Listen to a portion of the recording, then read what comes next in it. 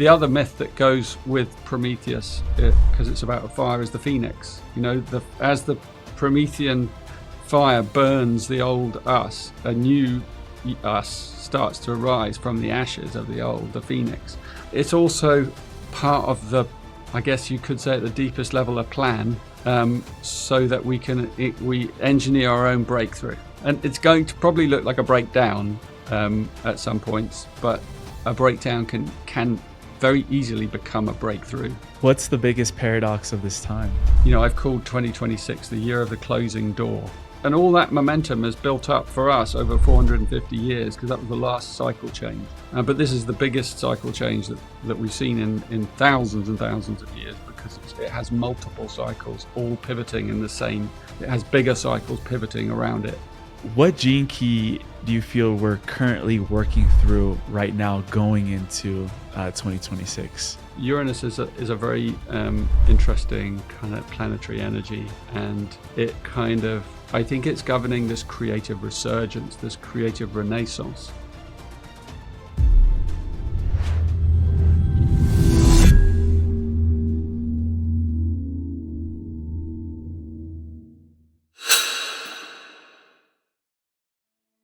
Before today's transmission, I wanted to take a minute to let you in on something that could change your life. If you've been doing the inner work and still feel like you're walking this path alone, you're not the only one. Most spiritual spaces give you endless content to consume, but not a tribe to grow with. That's why we created The Deep Dive, a living spiritual ecosystem designed to help you grow in community, rhythm, and real embodiment. Right now, our members are embarking on a journey exploring a core spiritual and practical teaching through daily activations, live community gatherings guided by me and our facilitators, and also participating in sacred challenges that are designed to help you live your practice and bring it to life.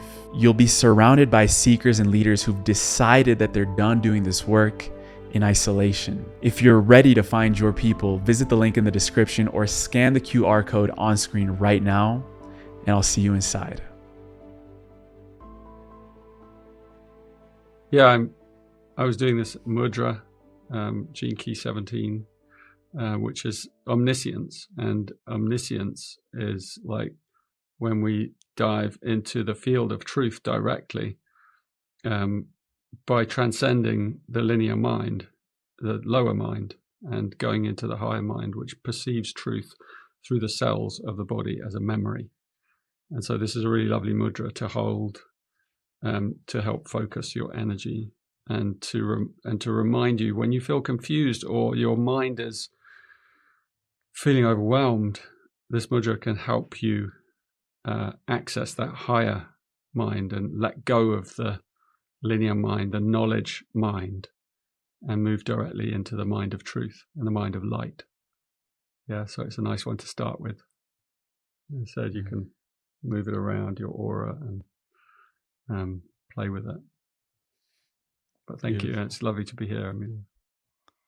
Of course, and as always, Richard Rudd, it's a pleasure to have you on the Just Happen podcast. I feel like we've woven together. This is now our fourth deep dive into this field of knowledge and wisdom, mostly wisdom. But what I wanted to ask you today is to start off, we started our last conversation with a ceremonial oracle where we picked out a random gene key and we went into it from the lens of the sage. We picked out in that one gene key 29, if you can remember. And I felt called to invite you into that space again and starting this beautiful transmission off as a ceremony and pulling an oracle into the conversation to see where it takes us. Beautiful. Thank you. Well, I have the oracle open here. And this is obviously fun for me because this is my new book, The Sage, which I'm picking from, but the book isn't out yet. So it's nice to kind of give previews, and it's nice for me to play with it like this. So if everyone just tunes in a little bit together, and it's going to be a hexagram that we get, a gene key, that then delivers something of interest. So, okay, so it's It's gene key 40, and it has, for those of you who know the I Ching, it has 3 changing lines, and when that happens, it's about the essence. So you read the third, the middle one, because it contains the essence between the opposites. So it would be 40, line 3. So I'm just going to pull that up. And, as I said, this isn't available yet, this book, so you'll have to wait to use it yourself. But it's coming out partly in my app. And this line is called Incandescence. It's a beautiful word, incandescence. Arising early, figuratively and literally, to drink from the waters of one's radiance. Arising early, figuratively and literally, to drink from the waters of one's radiance, incandescence. And there's a sutra, a 4-line poem with each one. This one's called Hidden in Plain Sight.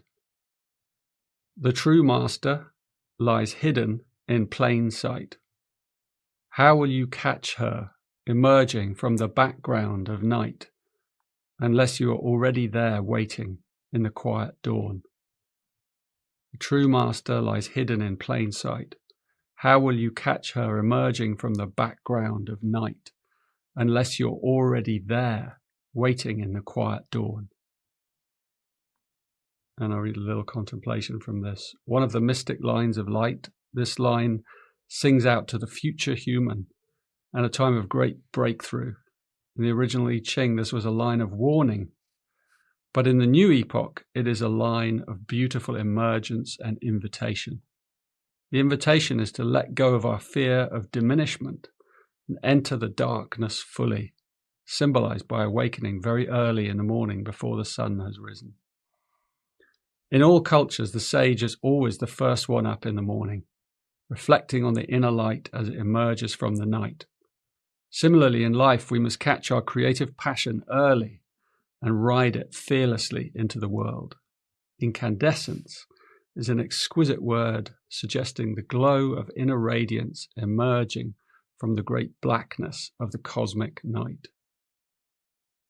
I'll read the oracle as well because it's very short and it's kind of fun. Yeah, of course. Beginning here, this very day, begin to draw courage from the depths of your vast and imaginative soul and let it pour out into your life, transforming all fear. Consider waking very early in the morning at least one day a week and sit in the darkness before dawn. There's no substitute for sitting directly in the grand metaphor. For as the dawn breaks, so too does the delicate fragrance of our soul as it reveals itself. Drink deeply from the waters of your soul, letting the splendor of its inner light saturate the cells of your body as you enter into deep contemplation of your own eternal nature. It's a beautiful, beautiful line, Incandescence. Wow. That sets a stage. That sets a backdrop for this conversation. Yeah.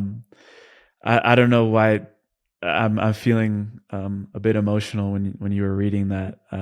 I feel like I can resonate deeply with what you said there. And before we started recording, you were mentioning to me how right now you're going through this second Saturn return, where it's less about a letting go, but more about a seeding and nurturing what you've woven these past years, and that you're entering these years of the sage. I would love to know, because many people out there might be approaching that chapter in their life of the sage. What has been the flavor or the context of those years that you're entering into and how you're approaching it? Yeah. Thank you for the question. Second Saturn return is usually the end. Well, it's always the end of one's 50s. So I'm 58, and it's really next year, the year after. So it's a portal, these Saturn cycles. And some of you might be in your first Saturn return. And if we're very lucky, we may reach our third. But each one of those moments is a letting go of something, of an old you. So you're in your first, Emilio, or partly. And so it's a letting go of an old you and then a welcoming in of a new you that you don't fully know yet, but you might sense some of its energies because they've been growing in you quietly. And that sutra that we just read about the master, the master is the master, and it's a she in the sutra. The master is in the darkness, right? It's in the dark. The master is the mystery inside us. And so unless you're there in the darkness of the dawn, you don't meet the master as the master emerges from the darkness. And there's so many layers to that metaphor. So we have to really know our shadows deeply in life. And we have to just, so we have to, that's what a lot of the Saturn stuff is about. It's about meeting our failures and our mistakes and looking directly into the eyes of our shadows, the weak parts that we haven't yet of our being, that we haven't grown. And every time you meet Saturn, I think it kind of gives you that teaching. And so it's been traditionally seen as a hard teacher, a harsh teacher. But I see Saturn more as a woman. I've always seen Saturn as a feminine power. And in the Kabbalah, the tree of life, it's seen in that way. It's seen through the sphere Binah. Binah is the divine feminine, which is where Saturn, one of the places that Saturn resides. And it's wisdom. It's the wisdom of the mystery of the feminine. And so Saturn invites us deeper into the divine feminine. Whether you're a man or woman, it's not about gender. It's the deep feminine of the mystery that's inside us. And so for me, that's what this time is about. And it's about letting go of the phase of my life where I've been building. For 30 years, I've been building something.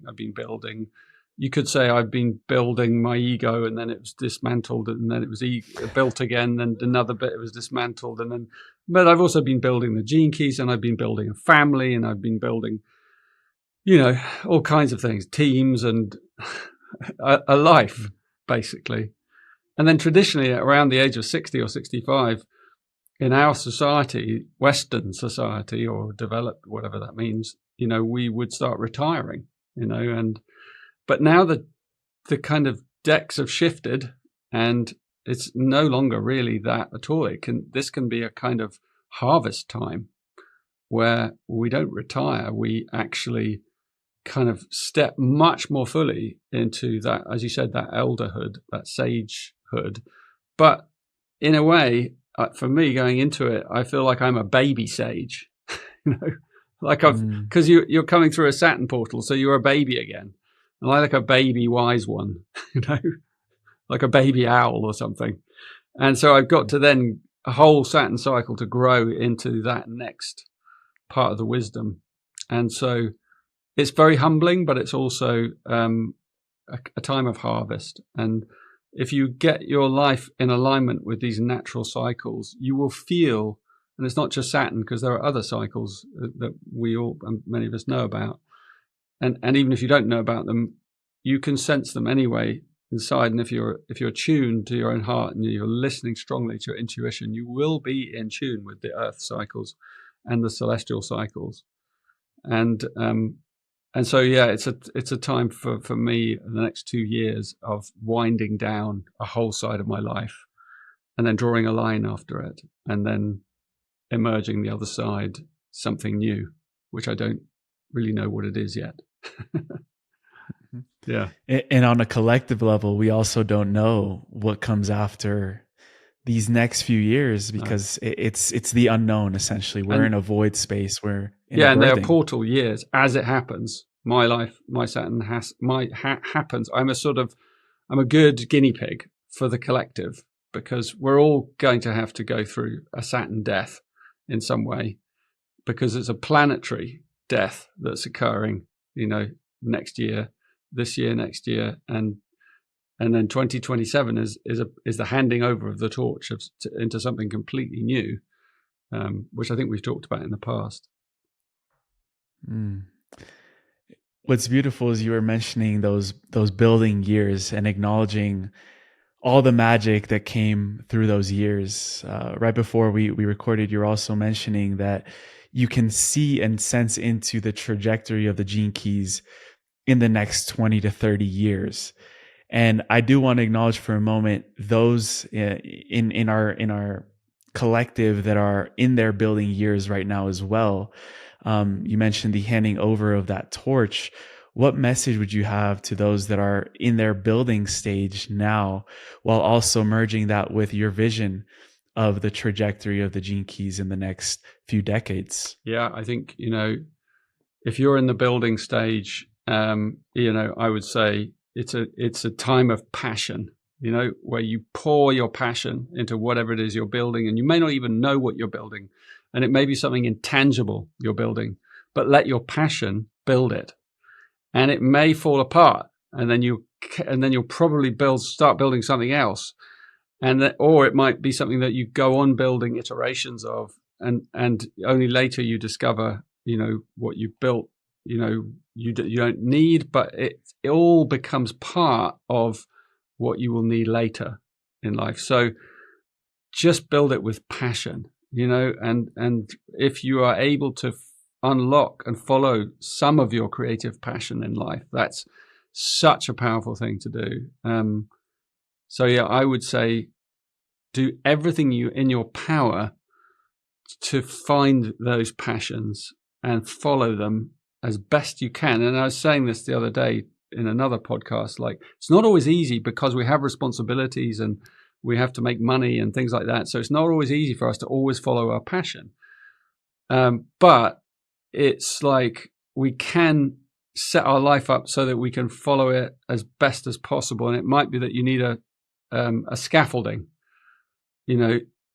which is something that you didn't really want to have to do, but you're doing it because you need to earn a living from it. But at the same time, alongside it, you could be building something through your passion, or you could, you do it at weekends, or you do it, you do it in the gaps. And this other thing helps support you. Or it might be that you have to do this thing for 2 years, as a compromise, because it helps you get to, okay, then I'm going to be able to build my passion. But that doesn't mean you're waiting for 2 years. It just means you're actually planning your life consciously so that you can do the thing you love. And that's a good way to be thinking about life in a way when you're younger. Because it's long-term view, it's long-term thinking, and it doesn't take you out of the now. It's not postponing life, it's actually practicality, because we have to make many outer compromises in life, regardless of what we're doing. So it's realistic, and I think that's something we learn. I don't know, I learned later in my life. I learned that the compromises, don't be afraid of having to make certain compromises, that you're doing things you don't want to do, because that's part of the deal. But then you can then, and you might be a lucky one as well. You might be able to follow your passion and earn a living from it, or but it's like, yeah. And it's always a risk in a way, following our passion, but it's a risk we have to take, because out of that passion comes everything, so yeah, I'm big on like us really taking the risk of following our passion in life. Well, what's interesting is that in our last conversation, you also told me that you're at a time in your life where you're looking into the mythic strands within the code book of consciousness. And we did also weave in a few other myths like King Arthur, Excalibur, Merlin. We went really, really mythic in that conversation, but I did want to know, in the current context of where we are right now as a human species, what is the deepest myth that you feel that humanity is reenacting at this time in history? I love that. Well, I'm going to have to say, because it jumped straight into my mind, is Prometheus. Because, Prometheus... Playing with fire. Yeah, because that's what we've done, and, like right now, we've played with fire to such a degree that, we're going to burn ourselves. And that's how we learn, humans. We enact that myth so many times in so many ways. We enact it as individuals. We enact it in our relationships. we enact it as a whole, as countries, nations, as empires, as, we can see it throughout history. We learn from our stupidity and but we get slowly wiser, and sometimes it doesn't feel like that, but right now I think we are the other myth that goes with Prometheus, because it's about the fire, is the phoenix. As the Promethean fire burns the old us, a new us starts to arise from the ashes of the phoenix.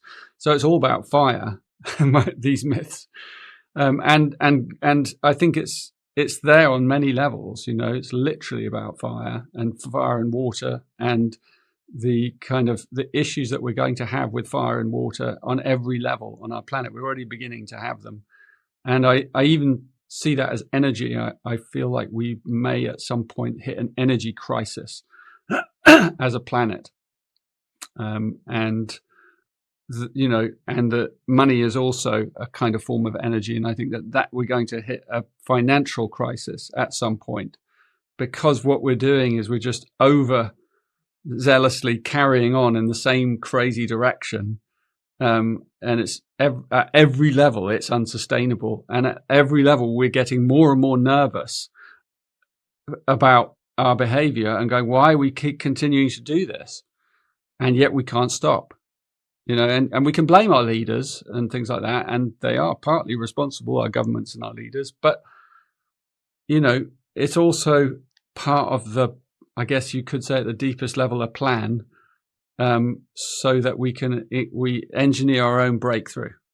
And it's going to probably look like a breakdown at some points, but a breakdown can very easily become a breakthrough, and that, I think, is what's on the cards for us.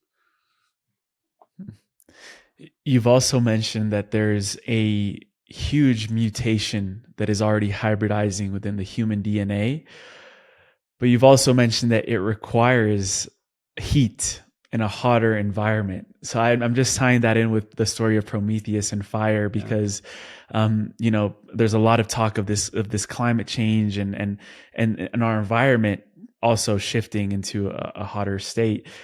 Do you see that also affecting our biology and the mutations that you've seen within the gene keys? Yeah, I mean, I think mutation and transmutation, often it generally occurs in nature during crisis events. That's extreme events.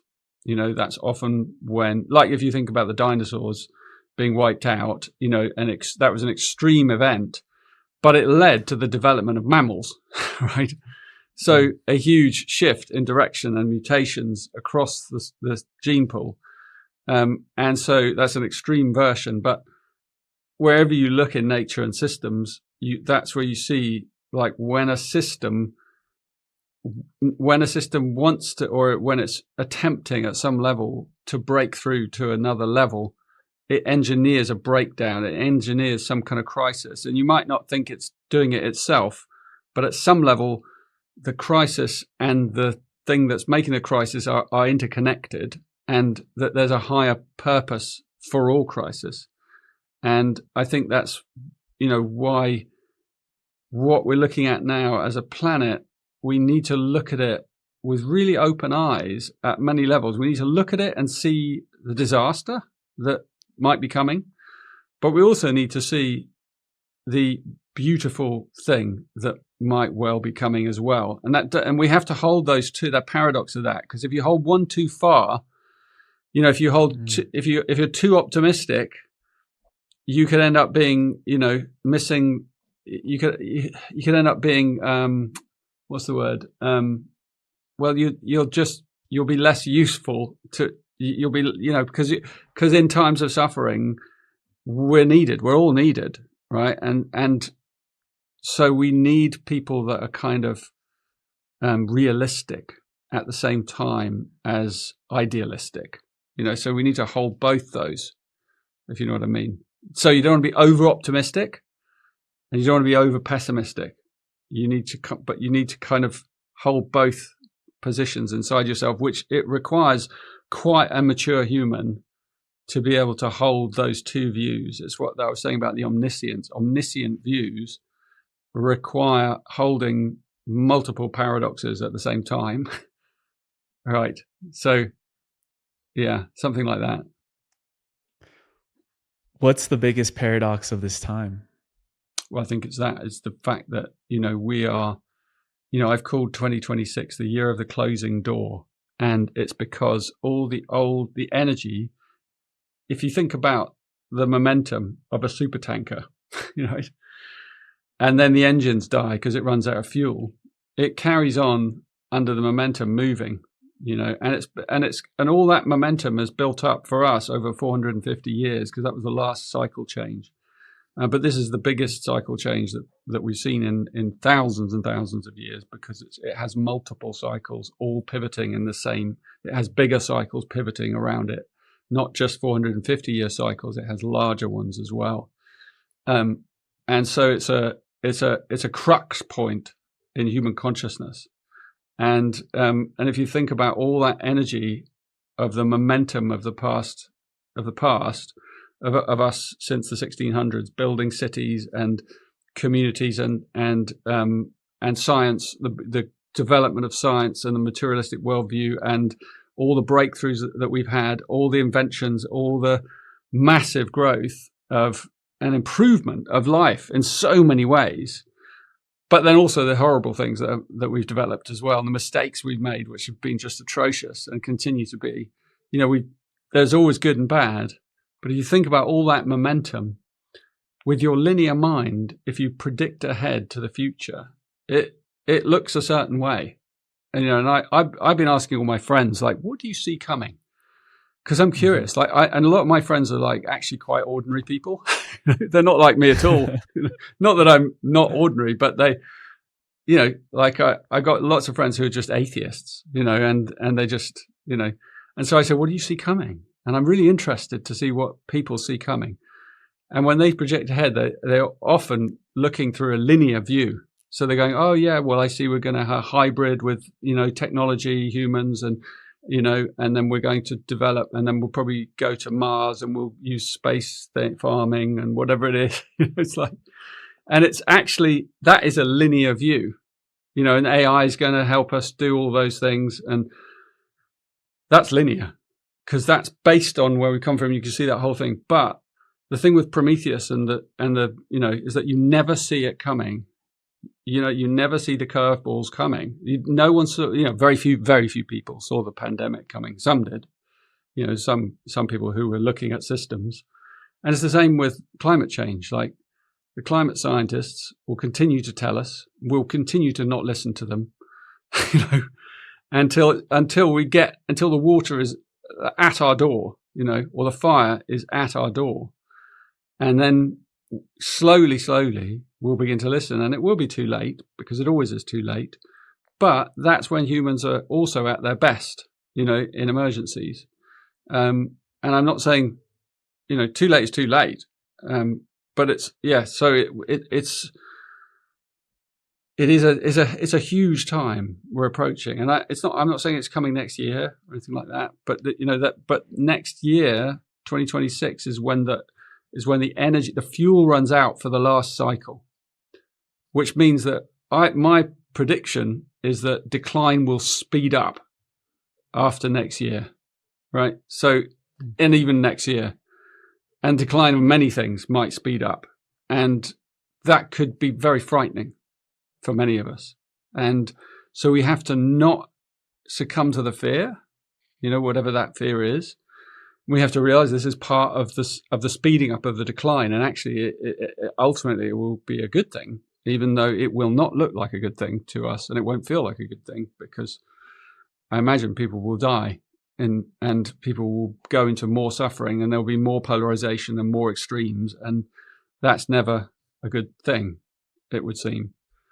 But that's the paradox, is that while the old is declining, the phoenix is coming up in the ashes.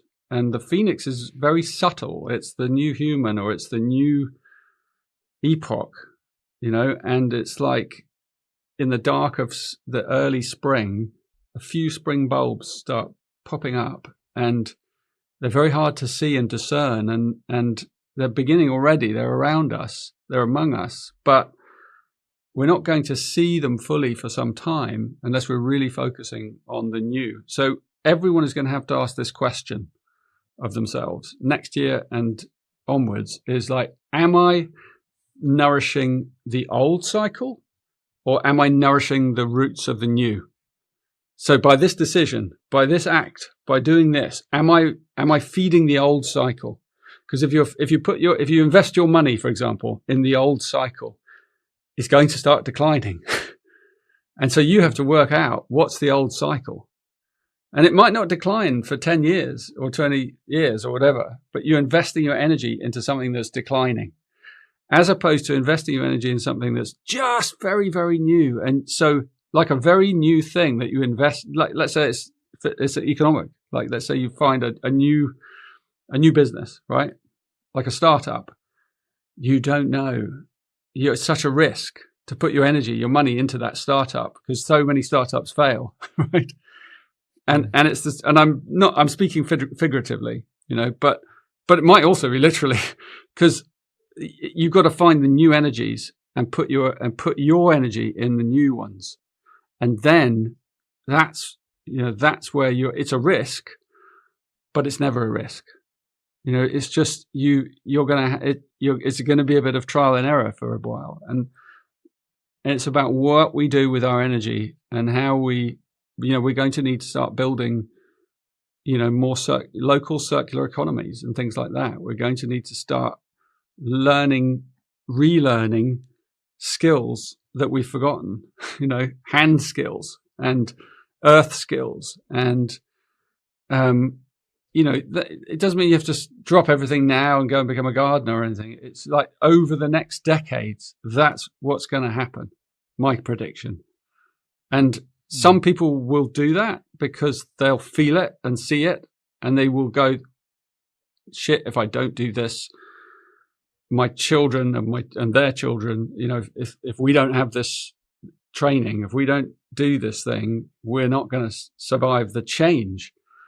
And then there's going to be a lot of people who are just looking the other way because they don't want to see it coming. They can't afford to see it coming, and they're in denial. There's going to be a lot of those people. And so we have to just weather all of this. So that's what, long answer to your question. That's the paradox. It's a big one. Yes. It's a big one for sure. And going deeper into systems theory, these, you talked about the pandemic. You call these strange attractors, which are unpredictable behaviors that, and the word says it itself, unpredictable. We couldn't have predicted a pandemic. We couldn't have predicted that a comet called 3I Atlas was going to be hurtling toward our solar system and shaking things up.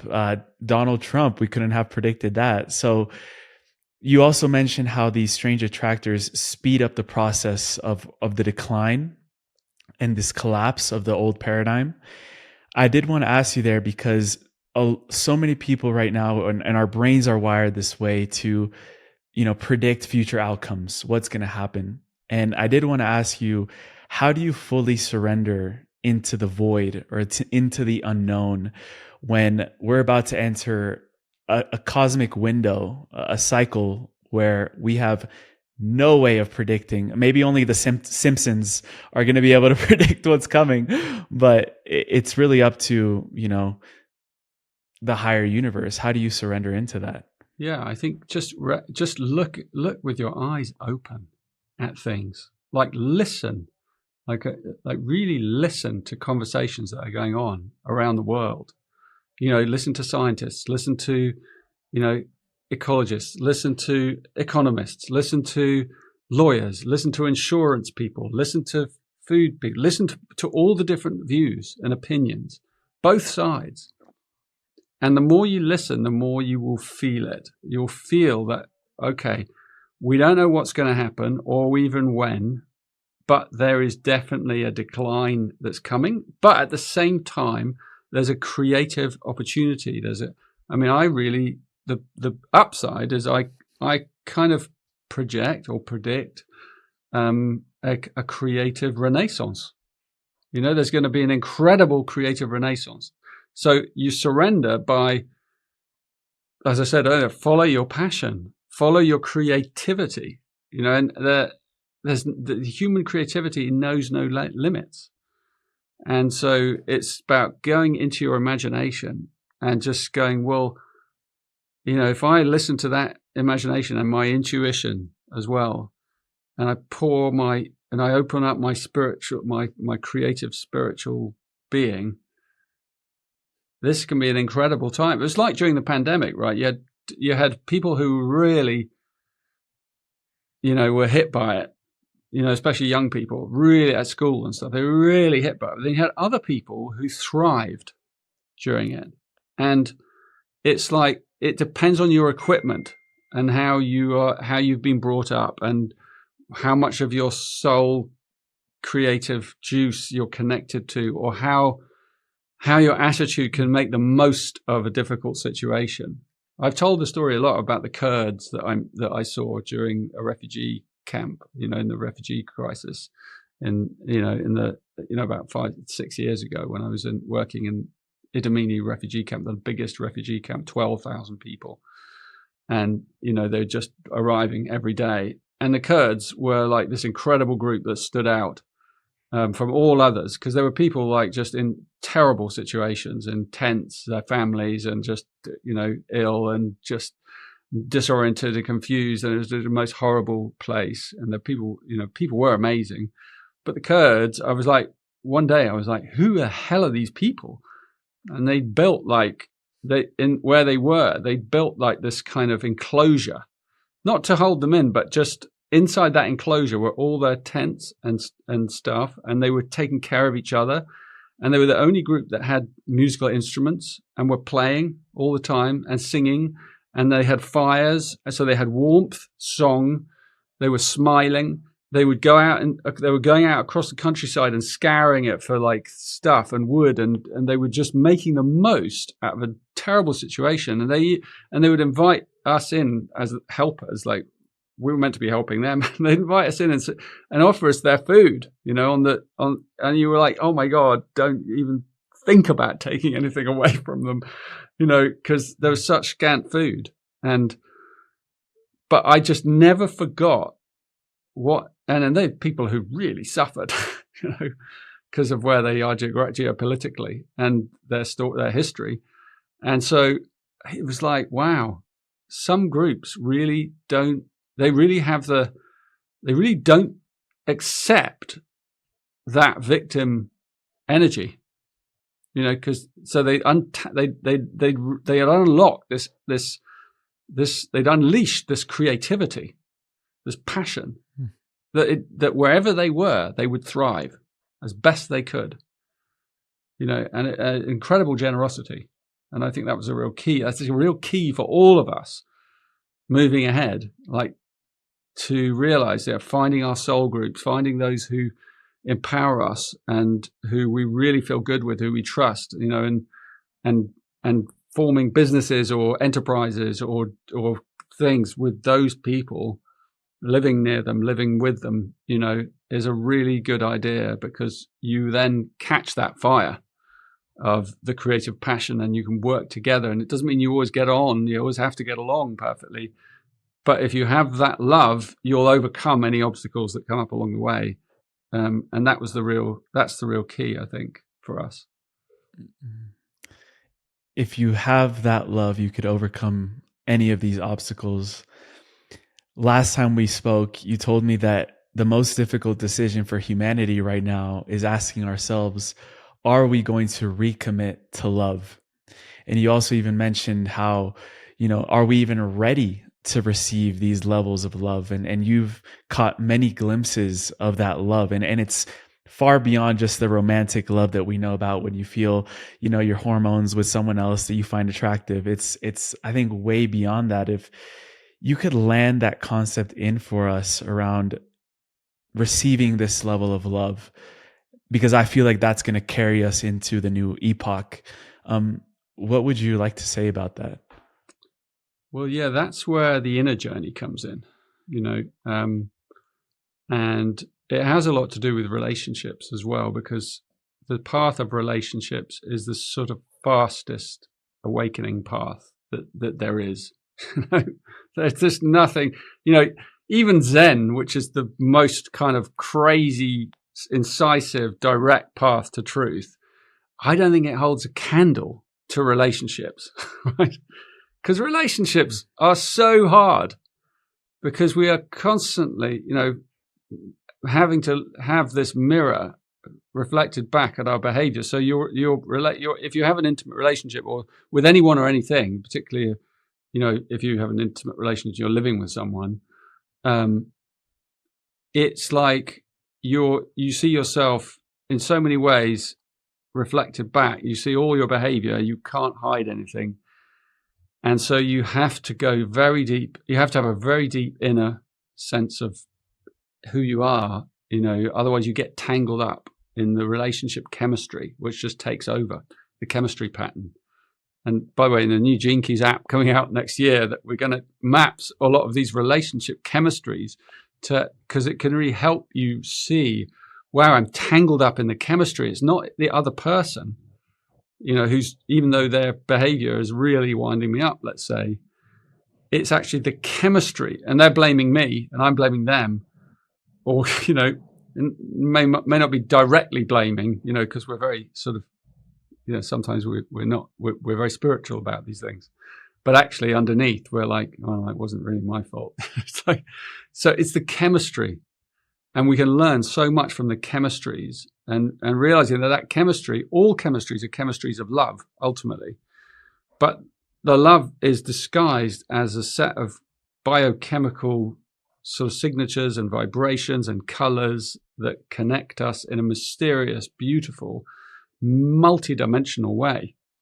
And picking through all of that in a committed relationship is like, wow, that's a fast path to awakening, and so I was, in my work with the Venus sequence, which I'll be doing one later next year, that's the deepest work with relationships that I know. And, I always say to people, look, if you can stay in a relationship long enough, as long as it's not abusive, that's a different category. You don't want to be in an abusive relationship, But if you can stay in a relationship long enough and you can ride out the storms together, you will learn so much, from the relationship. You will begin to heal your own heart, and because it's your wounding that you're experiencing, it's your trauma. It's reflected by the other person's, but it's also triggering yours. If it wasn't triggering yours, you'd be fine. I mean, you'd be fine. You might be upset by the other person's unhappiness a little bit. You'd feel sad for them, but it wouldn't bother you, And so you have to own it. And so Gene Key 55, which is part of the journey of the changing, the changing of this new epoch, is paired with Gene Key 59, which is the key of intimacy. And so relationships are like the new kind of awakening path. And so I really recommend to people, if you've got a good map of relationship to navigate relationships, and the Gene Keys Venus sequence is an incredible map. It's a tool, it's a set that reads your relationship. Anyone can do those programs, and it helps you kind of untangle yourself from the other. And then you begin to kind of harvest your own inner love. Again, you begin to heal your own heart of your own trauma. And it's better than any therapy. It does take time, and it requires, it requires a lot of resilience, and it requires a lot of patience, and it requires gentleness. But yeah, it's quite a journey. I think it's a journey we're all going to need to go on more and more, because if we're going to build resilient communities, the foundation of that is our relationships.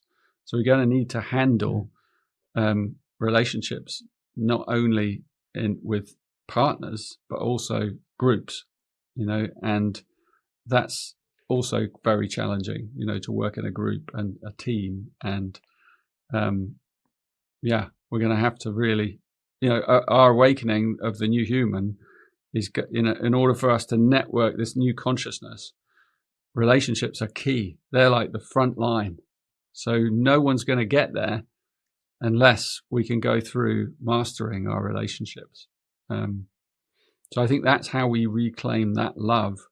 But it is a very inward journey, actually. It's quite solitary, even though you're building intimacy with another. And ultimately, because you're doing your own weeding of your own inner garden, and that's an inward process. I mean, you can share it with your beloved or your other, but that can get very messy.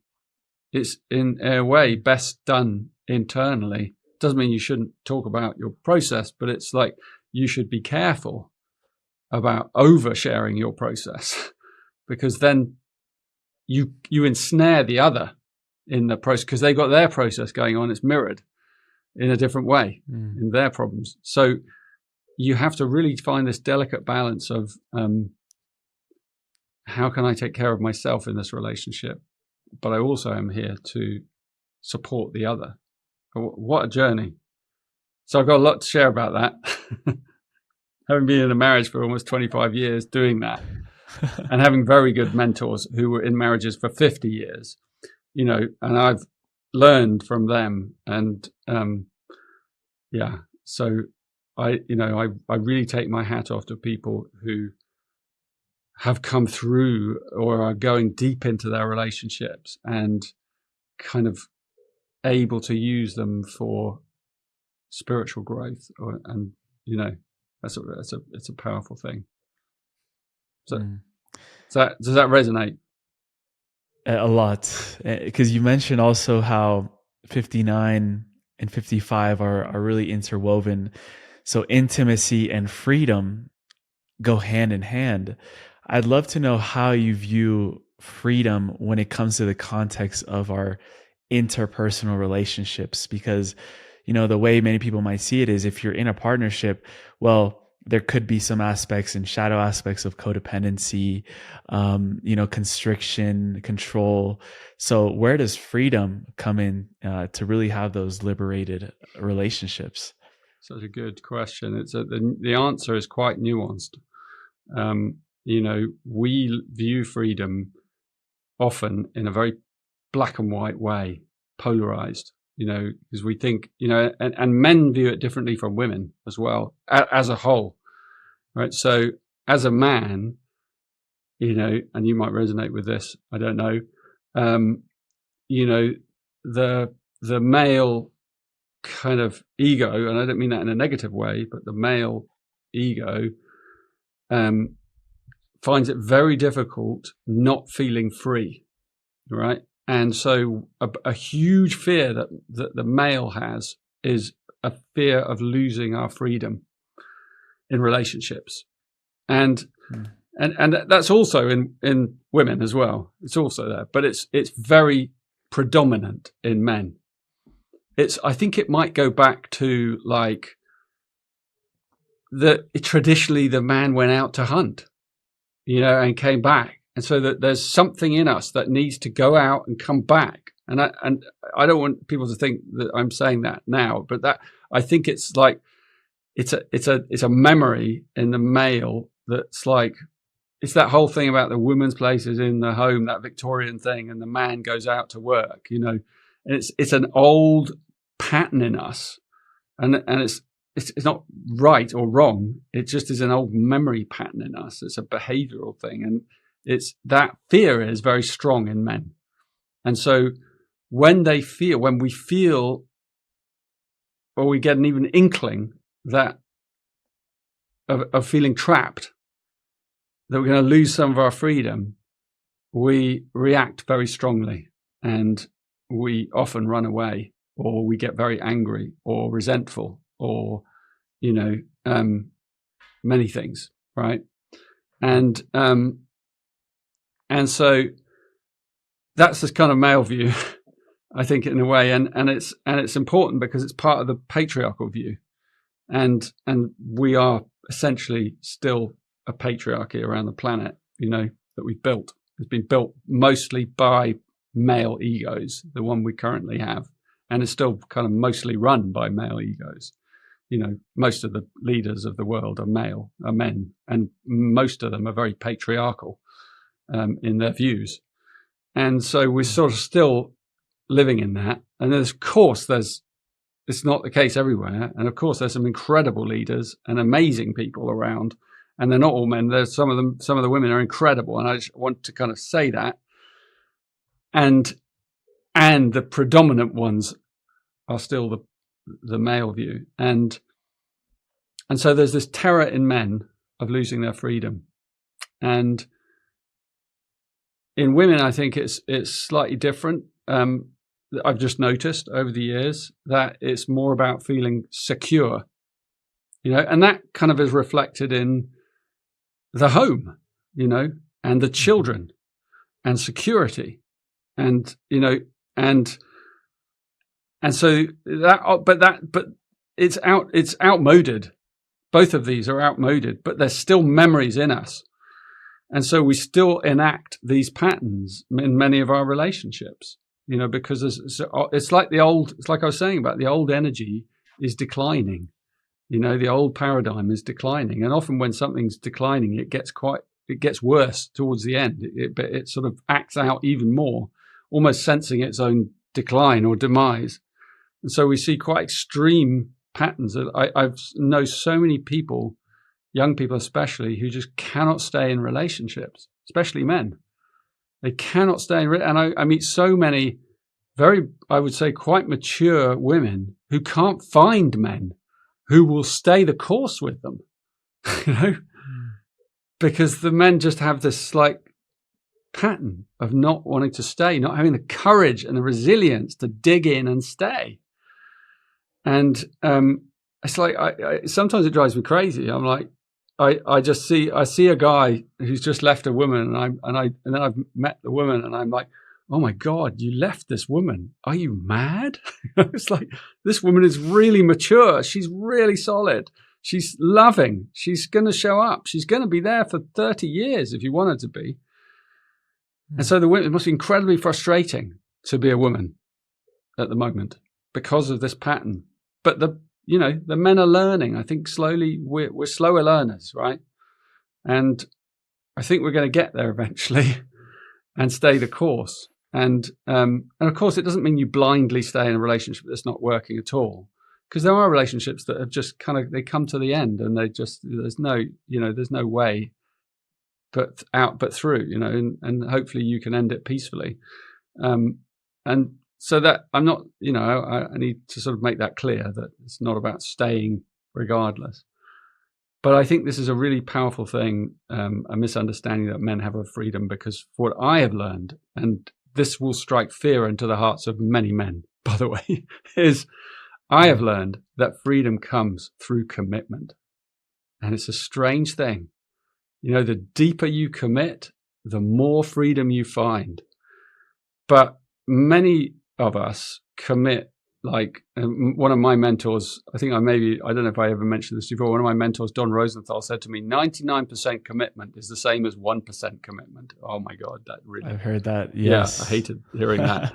And because we reserve these little areas of our consciousness so that I won't commit fully. I'll have this thing over here that might just happen, and because this one's not quite right, But actually, if we seal up those leaks, because they're energy leaks, if we own them, and because if you have those leaks, and they are often in most men's psyche, the woman immediately picks up on it. She knows there's a leak. She knows. There's no woman on this planet who doesn't feel that. It's and so because she knows, but she doesn't realize she knows, she overcompensates because she doesn't feel safe. Energetically, she doesn't feel safe because she senses that you're giving your energy somewhere else, or you've got this something somewhere, so you can never lie. I would say you can never lie to a woman.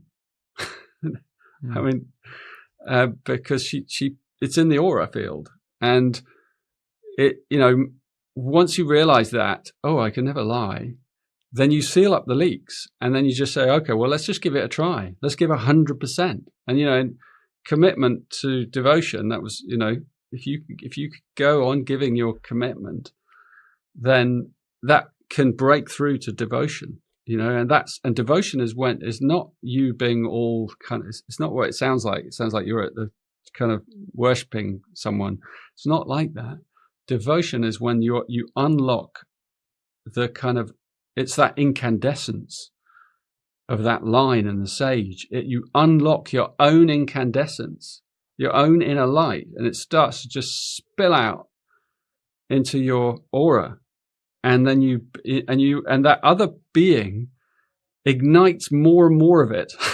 Just, even if they're mean, it's like, even if they're like, it's like, you love underneath their psyche. You start to love the soul inside. So even if their behavior is like a little bit crazy at times, you fall deeply in love with your own incandescence that is triggered by their presence, because underneath you realize you've fallen in love with them, very, very deeply.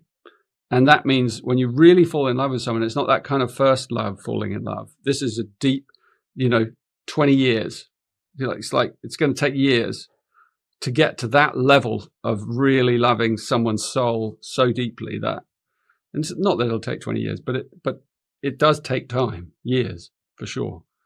If you can't be in a relationship for more than a few years, you're never going to get there. It's like months is not going to do it.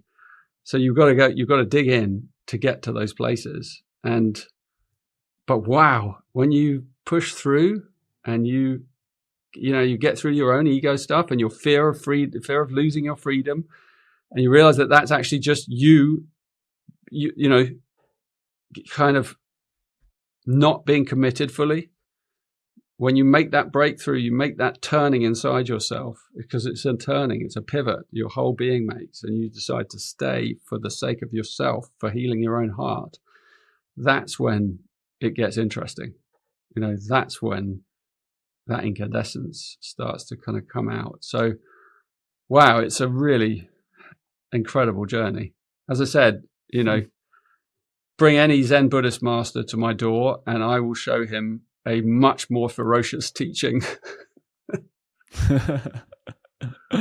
Wow. I love this, just honing in the perspective of commitment, seeing things through long term. And I feel like that is probably traits that are really absent in my generation, in Gen Z. And I absolutely love how you emphasize it in your work. If you also want to take a moment to tell us a little bit about you're going on a 1.5 year long retreat. Normally long retreats are maybe like 10 days. This is a 1.5 years. Tell us a little bit about what you have going on in that arena in your life. And because of you entering these sage years, this is like what you're calling a grand finale in your work. Yeah, it is. It was, it was because of AI. Did I tell you this? No. Yeah. Well, I did this thing where, because sometimes we play with AI, right? And so last year the Gene Keys standard sales were dropping, right? And they dropped. And I did I shared about this online. I said, I don't know if we're going to be here forever. Because many businesses were like, people didn't have as much funding around. They weren't able to, to give to, so businesses were meeting difficult headwinds and still are. And I was like, well, so I thought I'll ask AI. I'll say, what should I do to like bump up our kind, to make this more easier for people to, so that, we can, essentially I can make more sales, right? And I was just interested to find out, right? Where's the money? Yeah, exactly. And it was, I'm just being like honest. I was like, let's just ask for fun. What am I doing? Is there anything I could do better? Is there anything we could do better? And we've got an amazing sales team as well, or marketing team. And so I did it for fun. I asked, and it said, basically, it gave me the answer like, well, you need to make everything shorter, snappier, for your gen and other gens, like a kind of, that can handle things in smaller bites, smaller kind of payments, smaller, like everything just like smaller and wrapped put every up. gene key into a reel, exactly, into a TikTok. Totally right. So everything was like, that was the answer. And I thought about that, and it gave quite good advice about how you can do that, and as it does. And I thought about that, and I just thought, nah. And I decided to do the exact opposite, So I went into my intuition. I went, well, I actually have the opposite intuition. And so I decided to go back to doing what we do best, which is long form content using our online retreats that we've built up over, a decade or more, that we host so well, and we curate beautifully rich experiences for global groups around the world, and they're months long, and they go along in the background of your life, and they kind of, and they connect into your life, whatever you're doing, but they don't suck the juice out of your life. They don't keep you online all the time. They, we've tapered them so that that you can use them at whatever level you wish to. So they're very rich in that way, and multimedia and powerful. And you have a group moving through their gene keys contemplations month by month. One gene key a month, so it's quite slow in that way. It's why it needs time. But then there's a lot of offerings that you can choose from. The community section, community calls. You meet the community, you connect with others, contemplating their keys in different countries around the world, different cultures. Is very rich. There's nothing like learning with others. There's just nothing like it. You learn from someone else learning, and you hear their life experience and some of their story, and it's a fastest way to learn anything. Any teacher will tell you this, right? Any good teacher, and so it's very rich. So I decided to put on like a one last Golden Path series of all 3 retreats all together, all back to back. And my team went, "You sure you want to do that?" And I said, "Yeah, I'm going to do it one last time in my life. After that, someone else can do it."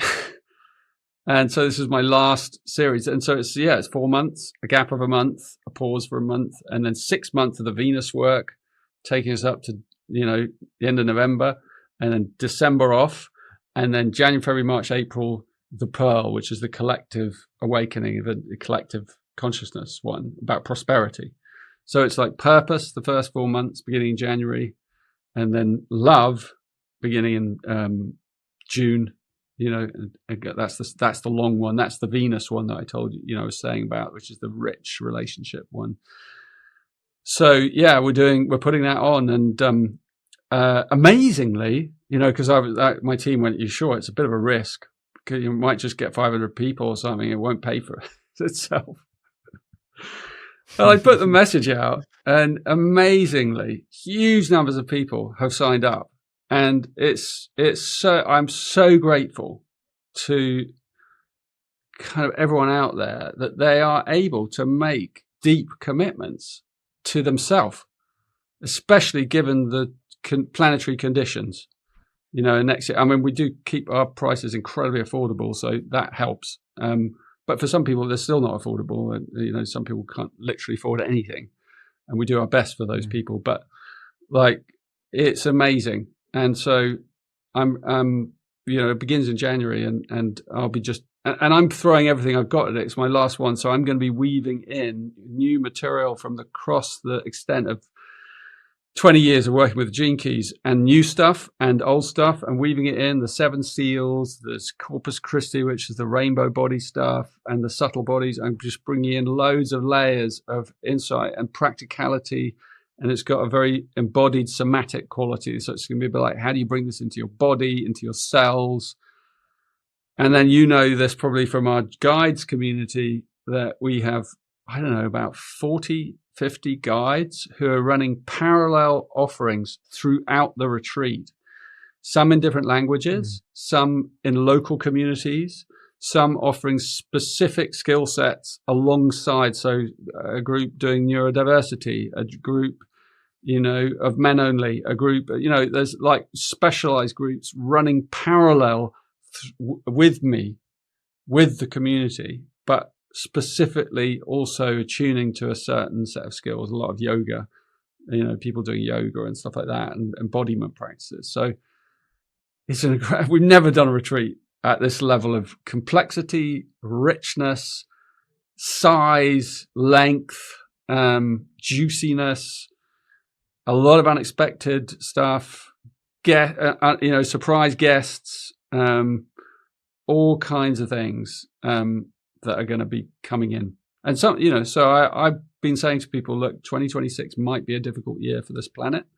This is a really great anchor that will hold you the whole way through that year and bring you out the other side and bring us out as a collective, so it's going to be really powerful when we get to the end. And obviously people don't have to commit to the whole thing. That's a big, if you're new to Gene Keys, you might do the first one and try it, which is, easier to bite off. And we're even doing nowadays we're doing payment plans and stuff, which we were never able to do before. But so we're making it as easy as possible for as many people as possible.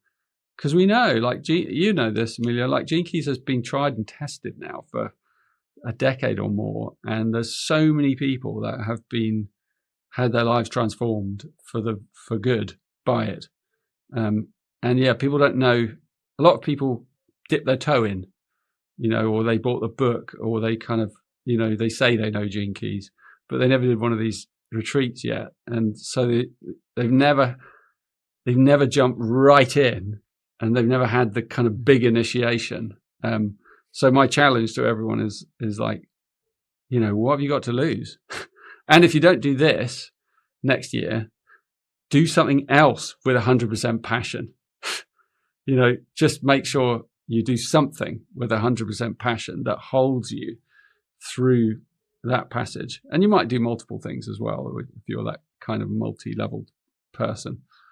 But yeah, that's carrying me and my community and the Gene Keys through into 2027, which is the big pivotal year.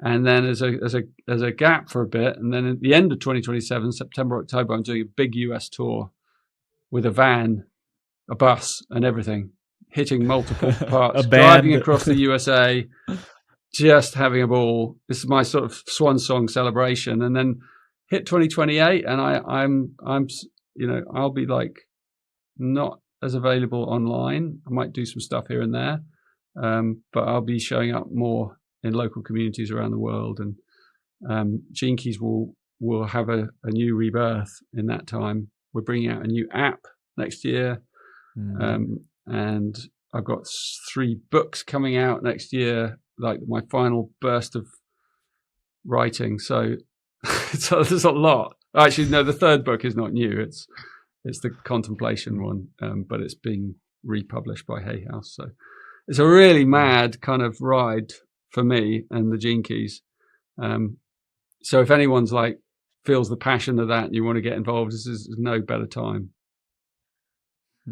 It really is the grand finale for you, and I'm excited to go into the deep end and be initiated properly into the Gene Keys. So I'll definitely be a part of that. I know you guys rarely offer discounts on your offerings, but your team has made an exception for us, and there's going to be a discount code for that whole journey that people can purchase, and the links will be in the description. Everything will be included. It's not through being stingy, by the way. It's that we decide our business. We think hard about our business things, and we just some time ago we decided, why bother doing discounts? Why don't you just charge what it's worth and keep it there? Because other discounts are sort of designed to get you to buy stuff, and I understand, but we just made that. Occasionally we do them, but I just wanted to say that it's not because we're stingy. I totally agree with you. Totally agree with you. I'm on the same page. Another thing I did want to ask you is, because I know that now you're using the Gene Keys to look at, certain planetary transitions in certain years. What Gene Key do you feel we're currently working through right now going into 2026? Well, there's a load, aren't there? I mean, I started looking at these with Pam Gregory, but one I haven't really mentioned is Uranus.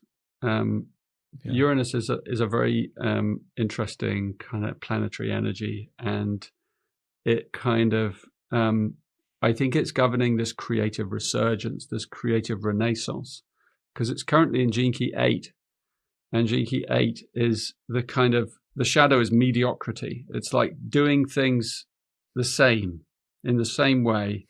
It's that linear energy of doing things over and over again in the same way. Whereas Gene Key 8's real gift it's the gift of style. So it's the gift of finding your unique, passionate style of how you do things. And I always say it's the clothes you wear, it's the way you walk, it's how you present, it's your brand, it's your you-ness. And it doesn't mean you have to be all flashy and showy. And so if your brand is I'm shy because you are shy, then that's part of your nature. That's part of you. You show up in that way, but you're comfortable with that, or you might, so it's about just being you 100% and not being afraid of that, and feeling the esteem, the self-esteem of loving you, loving me, not in a kind of narcissistic way, but just like being comfortable in your skin so that you're not feeling you have to perform or you have to have a certain number of Instagram posts or whatever it is. It's like you're fine in yourself, which is, I know for many people is like, that might be a journey to come to that state. Gene Keys will help you come to that state, especially the activation sequence. The first is about purpose. It's about embodying our purpose, finding our style, touching into a place in our body that feels safe inside this body, so that we're not racked by anxiety. We're not so shaken up by the things of the world. We're solid. We're an anchor, because being in the body is safe, actually. But for many people, it doesn't feel safe, which is why you get anxiety and kind of all kinds of issues and through the body. And so, yeah. What was I saying? I just you entered the field there. The body, and had us in trance. Yeah, exactly. So, yeah, it's about that kind of coming back in of style, and then exquisiteness is the city of Gene Key 8, and so you have Uranus, this incredibly creative, revolutionary energy field, moving through that key and inviting us to kind of find the thing that really we love most. Exquisiteness is like, what does exquisiteness mean to you? It's the I call it the diamond of the self. It's like the diamond consciousness of your inner self. It's your soul quality that's unique to you. And so that's an inner insight that we have to go inside and find. And using Gene Keys and the art of contemplation, we fan the flames of that soul quality, and we pull it out, we draw it out so that it can be part of our emanation. And I know you're doing that, like as you're growing into your leadership qualities, and like it's a part of like bringing out the exquisiteness of our soul into in our own unique creative way in the world. And it doesn't replicate anyone else, and it's have the courage to not replicate anyone else and not to compromise your passion, So yeah, it's like, I love that planetary energy. It's really feels like it's bringing a creative renaissance. It's an opportunity for that. If you're doing something that's monotonous and boring and endlessly like that, then this is a time for you to ask yourself, how can I inject something new into my life right now? Especially going into 2026, because that is an energy that's there as a seed at the beginning of the year.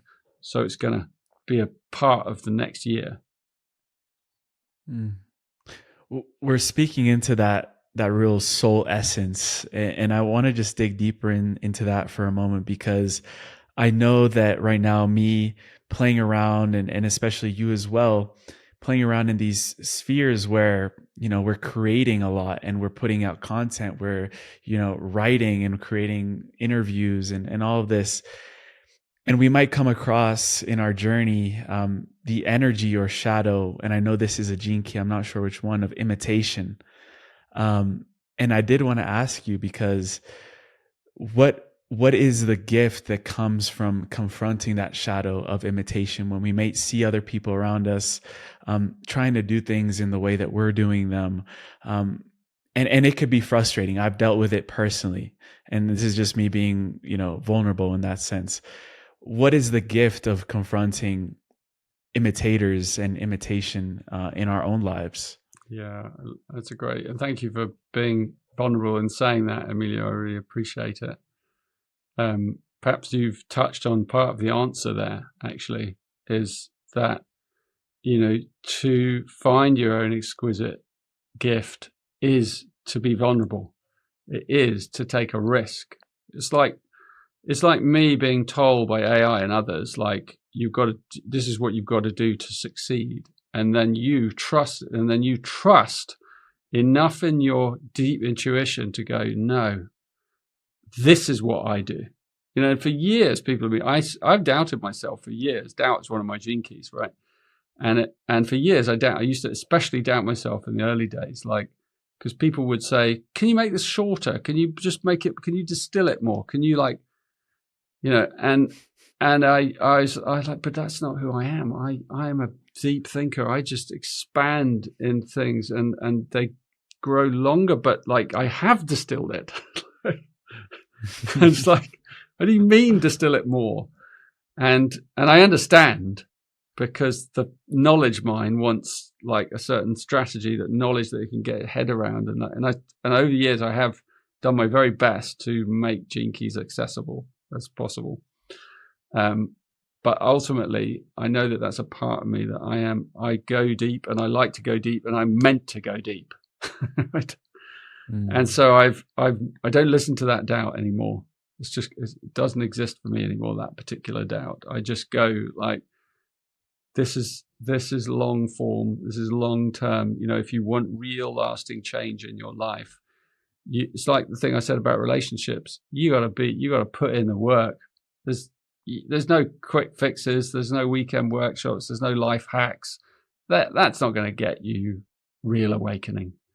That gets you a mirage. The most you can do is imitate someone who's, like you said, who's awakened. And you see that a lot. There's a lot of imitators. Some of them very good imitators, And sometimes we need, and sometimes it's a part of our path. Sometimes we need to imitate in order to realize, why am I doing this?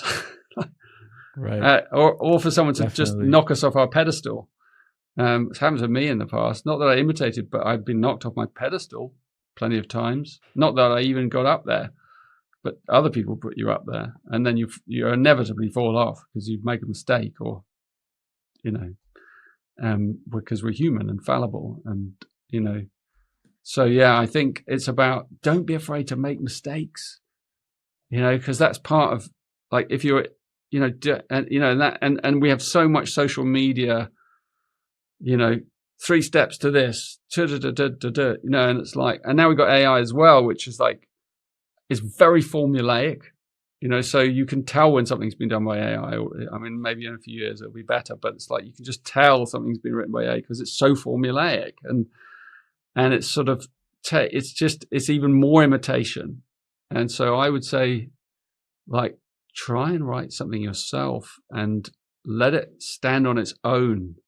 Like my sutras, 384 sutras are 4 lines long, right? And took me 6 years to write them, right? AI could write those in 6 seconds. But they wouldn't be, for one thing, I wouldn't have gone through my journey of writing one a day. Who you became. Yeah, one a day. You became. At dawn in the dark with the candle flame coming. And some days it didn't come, but so it's years of writing those things and then contemplating them, because it's the depth. Depth is what we're lacking. Depth is what we long for, because we've become a shallow culture, and our sort of techniques are shallow, and our knowledge is actually shallow. the only thing that's really deep is wisdom. Wisdom is deep, fathomless, mysterious, feminine, subtle, kind of incandescent, And so we got to go into that darkness where we began. It's like, unless you're there in the darkness, waiting, when the master appears at dawn, you won't meet them. And that's depth, that's commitment, that's long practice. It doesn't have to be harsh or it's not over disciplined. It's not. I don't want people to misunderstand the Gene Keys path or my way. It's like, it's actually very gentle and very playful, but it's consistent and it's very, very patient. And unless you treat yourself and your spiritual journey with that level of deep, deep patience, like you and I said, right? My Saturn return when I was 29, if I told myself, hey, mate, because I was having all these illuminations, hey, mate, you know what? It's going to take 30 years before this stuff's ready. I'd have like punched you in the face and went, no way, man. I'm getting this ready in a month. 30 years. That's the power. That's the power of sticking through and being devotional with something. Totally. One of the last, I guess, rabbit holes, avenues that I wanted to get in with you is in this last month with our membership on the deep dive, we've been really contemplating a lot about the divine child and understanding the frequencies of the child, and how from Source's perspective, it is a child and it creates these stories and these games for itself to learn. And I've heard you say before that we are children. We are here to play. And for a moment, just getting a little bit metaphysical, I wanted to understand to what extent you meant that literally or figuratively, that we are children from the eyes of the universe. Yeah, there's this lovely Latin expression, the puer aeternus, the eternal child. And it's the soul. The soul is, it's the essence of each human. We've been just talking about that quintessence. And it's like we each have that kind of fractal, it's almost like a pixel of the eternal child in a pixelated universe of other eternal children, but each pixel is unique and multicolored in its own way, but they all interlock to form a greater picture, and that, and each one of them is designed at a level to play. And if you look in nature, like, I'm sorry, I have a lot of animals in my house. I've got cats and dogs, and they're like clowns. The behavior that they manifest, especially in the winter when they're all inside, it's like, and they do the funniest things. And you realize that, we are so built to kind of fool around at many levels, and we make mistakes and we learn and we clown and we make each other laugh. And the mind and heart of a child is the purest thing in existence. Someone on my Instagram, if you follow my Instagram, one of my team just made a beautiful reel of a story from one of my audios, where I told the story of when my daughter was 9 years old. She's now 18. And anyway, she was 9 years old. We were out one dawn. I always go for dawn. I'm always up at dawn, before dawn usually. Anyway, when she was young, she was up and out early with me quite often. And we would go out to the meadows and I'd do my sunrise practice. And she'd come with me a few times. And I remember this one dawn, I was telling the story of this dawn. And we were looking, and it was just the most heavenly dawn. And it was like an English countryside like you'll see in the movies, with the hills and the damp meadows, and everything was shining. All the frost was shining in the long meadow grasses, which were long and tall. It was wet, but it was like glistening with the sun. And it was just heaven. And you were like, oh my God, the sun hit. And then everything just became incandescent. There's that word. And my daughter just turned to me and she went, Daddy, can I run into that? No, it was such a beautiful question. And I was like, I wasn't going to say no. I was like, yeah, go for it. I was kind of thinking the same.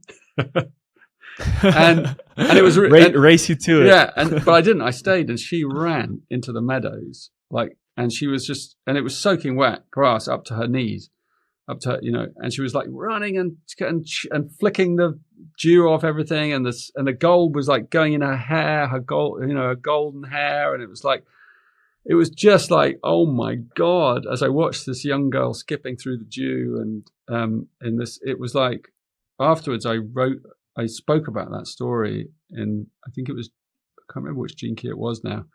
And it was about, I just sort of said, if there's one memory I could carry with me until the end of time, it would be that moment. Because I was seeing like the eternal child and at play in the fields of the Lord, and ultimately, I think at the highest reaches of consciousness, I've been recently exploring how Buddhism, Advaita, Taoism, Sufism, Catholicism, and Christianity and Judaism all interlock at the mystic level. I've been exploring that as a contemplation of myself, like really seeing how the concepts that look like they're all different actually all interlock. And then the Gene Keys actually provides our teaching called the Corpus Christi is a very good framework for unifying all of them. So I've been already looking at that and seeing how it shows aspects of where they all fit into this one kind of paradigm. And the highest level of consciousness at the very height is the eternal child. It's like, that's where we get back to, because ultimately it's not even the not self of the void of the emptiness of Buddhism, which you might think is the final destination, but actually it isn't. There's one further, which is the eternal child. It's like, that is the crown of creation, is that every atom is a child, every facet of consciousness is a child at play, and it's free. So every atom is actually free to play.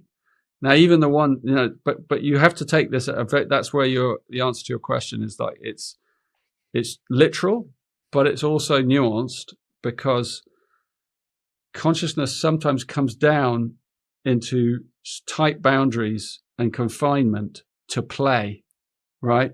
And it doesn't look like play, so it might come into a really difficult situation because consciousness elects to experience incredible suffering, right? But from the highest viewpoint, it's at play. It's like, okay, what haven't we done? It's like the child going, where haven't I played? Oh, that looks pretty dark down there. Should we go and get muddy? And so it just drops down and goes, I'm going into the mud. I might forget myself in here. And it comes down and it does forget itself. And, and that's where, but even that, from the very highest cosmic state of realization, the deepest shadow is consciousness at play. But that you can't really use that word. You can't apply it. It would be deeply inappropriate for someone in suffering. For those people in that refugee camp, I would not go up and go, oh, your consciousness at play. It's like, can you imagine? But that's the highest state of consciousness, to realize that the perfection even of suffering. And there's a saying, suffering is grace, which is an ancient saying, a very difficult saying, but a very profound saying as well to kind of contemplate. But yeah, I'd say that is a really great question, because it cuts right to the core of creation itself. And we are children, and we're the children of the divine. And what the divine really wants for its children is to play, and go and play out in the form I've built for you. Not that there's a creator and children, because that's an allegorical way of looking at it, that we are the creator, and we are gods in a way, deities and goddesses, and we get to create our own universes. And we drop into these bodies and we play out a form in the cloak of our bodies. And doesn't always look like play, but perhaps when we leave the form and we go back to that essential consciousness, we remember again. We're like, whew, that was intense. It was almost like that's the feeling. That was intense. I really forgot deeply in that one, wow. And loads of the others have forgotten as well. And this is like this cycle of the yugas, this whole arc of evolution, like humanity as a whole has gone down into a deep forgetting, in the Kali Yuga, and it's beginning to rise up now. So it's beginning to remember itself. And then the Dharma increases and it's on the upward spiral. And one day we will get back to the top of the spiral, Satya Yuga, where we've fully remembered who we are in the form. That's the omniscience as well that we began with. You kind of, at every level is perfect at every stage. So you don't have to like worry about the future. And you don't have to like even wish that the future was here sooner, because it's perfectly playing out in its theatrical Leela, as the ancients call it, the Leela, the play of creation. Wow. What a potent contemplation. I feel like for me, just tuning into the frequency of the child. A few years ago, I was in a retreat in Egypt, and the person that was leading it, she told me, like, you represent the divine child in this group, because I was the youngest, like far younger than anyone else. Like you were telling me when you started, you would go to these retreats with the Taoist masters, and I was always the youngest. You were always the youngest. And so I resonated a lot with that, because she told me like you represent the divine child, and that planted a seed for then me to find other teachers that were talking about the child. And actually, even in Peru, when I was with Robert a few weeks ago, he asked me to do a presentation, and I did it all around the child. And I realized that there were 8 core frequencies of the child, and each one of them, inspired from your work, had a distorted aspect of it, or a shadow aspect of it. So, for example, if we were to think about play as one of the divine child frequencies, the distorted field of that is competition.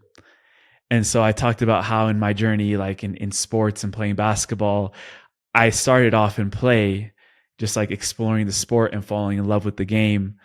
And then I fell into competition once I started joining leagues and teams, and then finally finding myself back to play. So yeah, I love that you talked about the eternal child and the beautiful memory of your daughter running through the meadows. I think that's really special for you to share. And I really appreciate that, brother.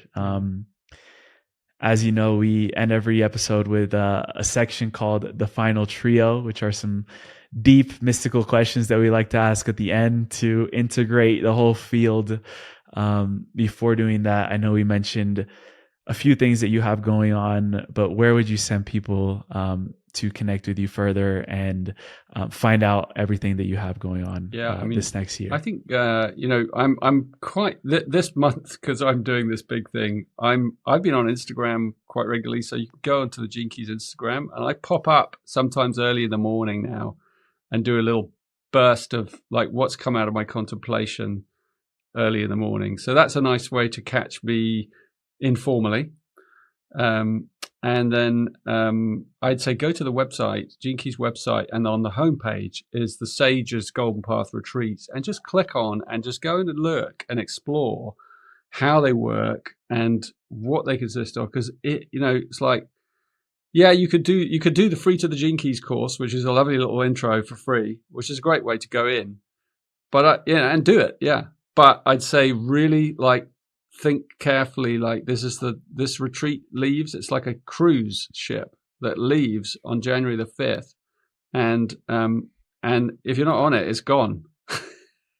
Because that's like, and if you can, it's sailed away. Yeah, and there might be a few stragglers that we can send a little, dinghy back for, but it's like once it's gone. Although I have a logistical question for you, because I know that the year and a half is broken up into the 3 parts. If someone wants to join just one or two Yeah. Of those, can they buy that separately? Absolutely. You can buy it separately. You can buy any of them separately. You can buy it any way you want. You can buy it in installments. You can buy the whole lot for a discount. You can buy. A really nice thing we're doing this year, if you can afford it, is you can buy the whole retreat for the full price, and we give you a free first retreat to give to one of your friends. Which is like, I don't know, it's like $300 or $400 or something worth. So if you buy the whole full thing, you can gift that first one. So loads of people have done it. It's so lovely that if you can afford it, because then you're like, oh wow, I can give that to my friend or my son, or and I love it. I'm asking people to think about their, people in their 20s or even late teens. Who resonate with spiritual material and this could change their whole life, their whole trajectory. Absolutely. And I was saying to you, kind of do it with me while I'm here. It's the last one I'm doing. It's nice to do things with the founder, and I'll do other stuff, but it's just it's nice to be there when it happens. But yeah, that's a great place to begin. Or our little, as I said, New to the Gene Keys free course, 3-day little kind of toe in the water. Yeah. I'm excited. I'm really glad you're coming, Emilio, and maybe bring you on one of the lives, because I'm doing these every month. I'm doing an interactive, I do a ceremonial piece at the beginning of each month, set the theme, and then everyone gets their online program that unravels. If people don't understand, the Gene Keys programs is really cool. So your course is based around your program. It morphs according to your Gene Keys, right? So it's very personalized with all the layers, but then we are going collectively at the same rhythm through Gene Key there. We're doing the Gene Key of your life's work, and what is your gene? Like mine is doubt and confusion. There I go. And illumination. He's confused. Illumination, for example, and that's my life's work. So that's what I'm here to do. And then you'd be doing yours, and we'd be doing it in rhythm, right? So yeah, that's a really cool way of coming into the Gene Keys and just digging deeply into this and joining our community. It's and so you can it's very flexible how you can approach it, but rich. Beautiful.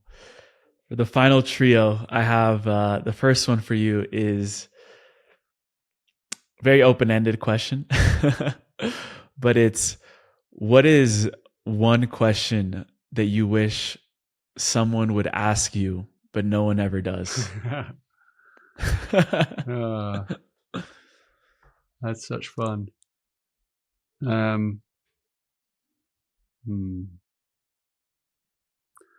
I think sometimes it's mundane things.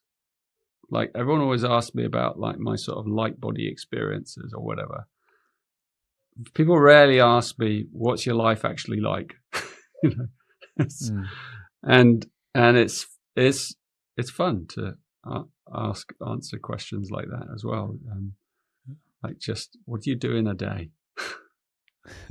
What'd you have for breakfast this morning? Yeah, totally. Those are the kind of most important things in my life. This is how I live. It's just, what do I eat? How do I sleep? Yeah. Yeah. Beautiful answer. If the sage in you could whisper one message into the heart of every human alive today, what would it be? It would be like an echo of Mother Julian's famous saying, it's all going to be fine. She said, all will be well, and all will be well, and all manner of things will be well. This was after she'd had the vision of the Christ, and medieval mystic she was. And she had this terrific vision of Jesus. And she realized through her, it wasn't a vision, it was a sort of feeling, or an immersion, an embodied immersion. And that was the feeling that she had. It's the same feeling I had when I was younger, and I still have, that we are utterly safe in these bodies, and this universe is utterly at ease with itself. It truly is at ease with itself, even when it's going through initiations. It knows exactly what it's doing, and so we can complete. That's a long thing to whisper, but we can utterly relax. Wow. What is one thing you've seen in your visions of the future that humanity is now ready to fully feel into?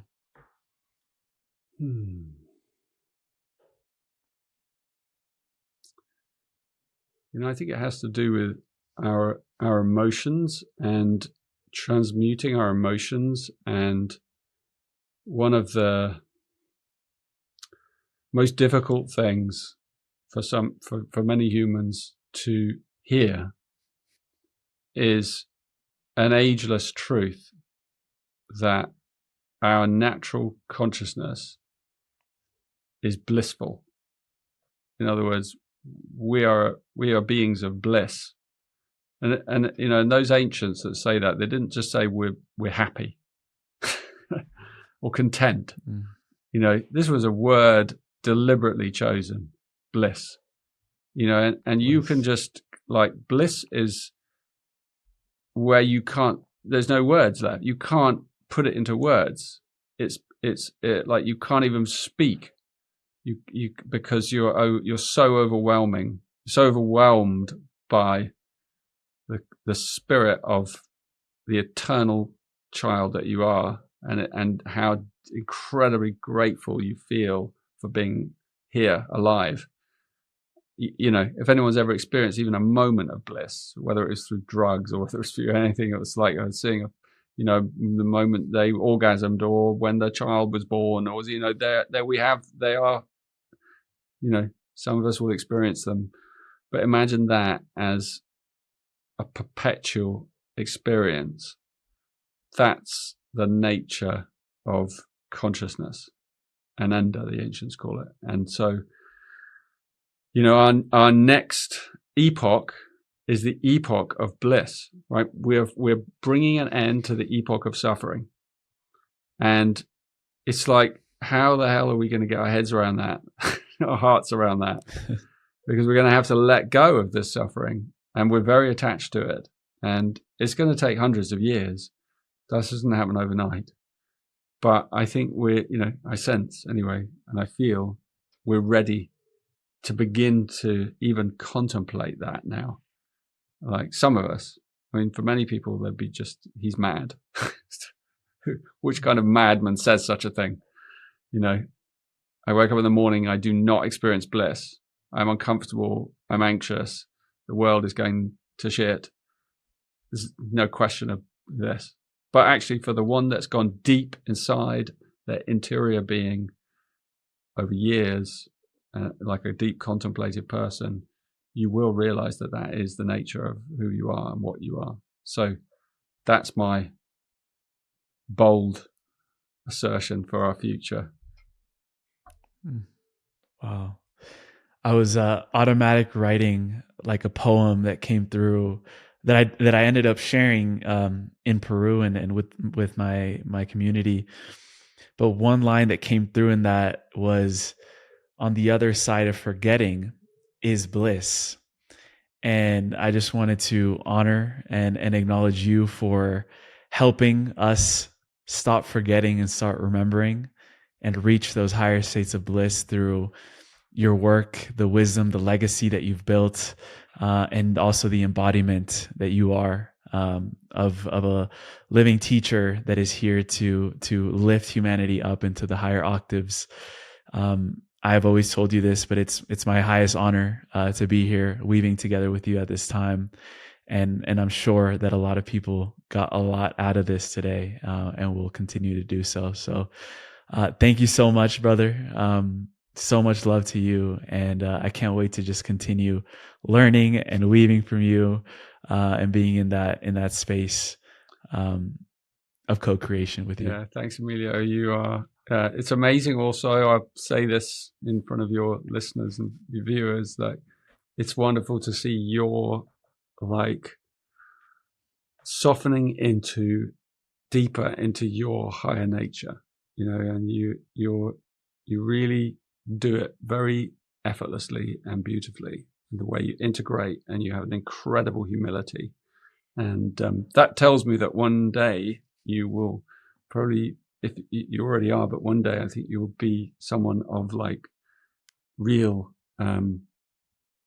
grit, and someone that people will listen to very, very deeply, because of that level of humility that you have. Thank you. I couldn't have done it with people that have inspired me like you throughout the way, and I truly believe that we stand on the shoulders of people that have impacted or influenced our lives. And when I say impacted, I mean people that have opened our hearts the most and helped us soften. So thank you for being that role in my life. And I truly receive everything that you just said. Thank you so much, brother. Thanks, Emilio.